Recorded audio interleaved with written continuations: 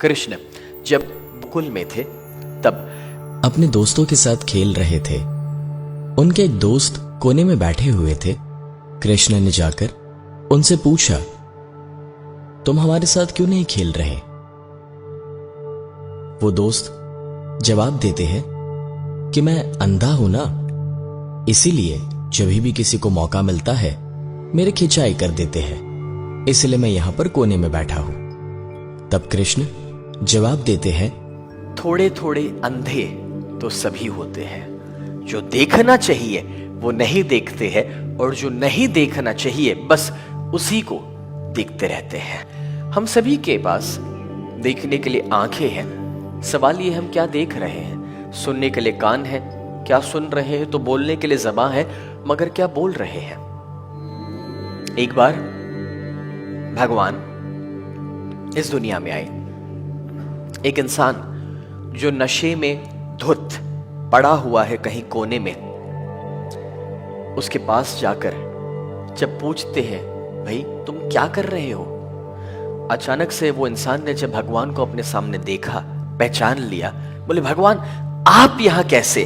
भगवान आपको पता है मैं जब बहुत ज्यादा बीमार था, बहुत ज्यादा तकलीफ में था, मरने को था, मैंने आपको याद किया था और आपका आशीर्वाद मुझे मिला और उसके द्वारा मेरी बीमारी दूर हो गई और मुझे बहुत लंबी जिंदगी मिल गई। लेकिन अब मैं इस लंबी जिंदगी का करूं क्या? इसलिए मैं शराब पीता हूं, नशा करता हूं। भगवान वहां से जब आगे चले, एक और इंसान था जो भाग रहा था एक सुंदर स्त्री के पीछे, और वो स्त्री अपनी जान बचाने के लिए भाग रही थी।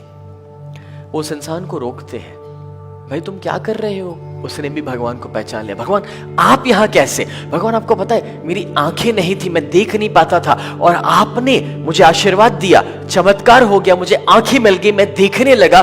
तो अब मैं इस आंखों का करूं क्या? तो जो भी सुंदर सुंदर नजर आते हैं उनके पीछे भागते रहता हूं। वैसे ऐसे दो नहीं, आज के समाज को ध्यान में रखते हुए शायद ऐसे 12 एग्जाम्पल्स मैं आपको दे सकता हूं। मगर दोस्तों, अगर ऐसे ही कुछ एग्जाम्पल्स हम देते रहे, क्या आप सोच भी सकते हैं कि अगर ये स्टोरी रियल हो और भगवान इस तरह से आए और ऐसा कुछ देखे, आप सोच सकते हैं वो क्या महसूस करेंगे?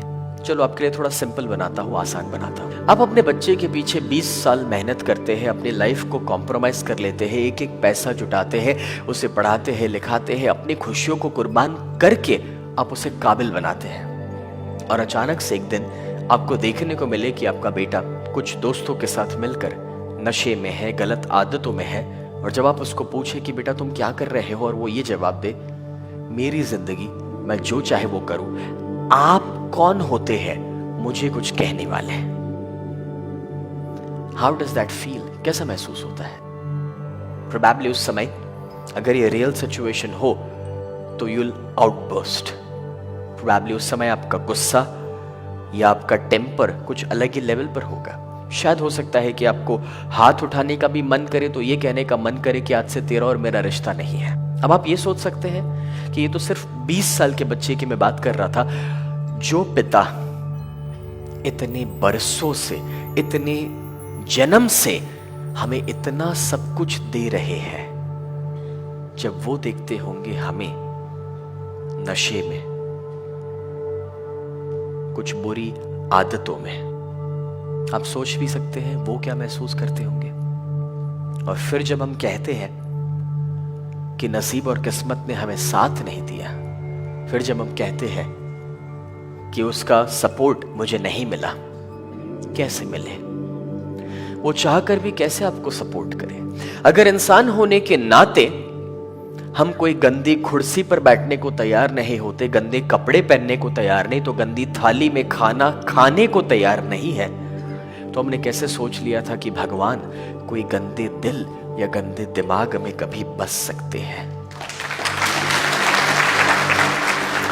और इसलिए कहा जाता है कि God helps those who helps themselves, यानी कि जब तक हम अपने अंदर बदलाव नहीं लाएंगे, अपने आप को नहीं सुधारेंगे, तो अपने आप के लिए कुछ नहीं करेंगे, तब तक वो हमारे लिए चाहकर भी कुछ नहीं कर सकते हैं।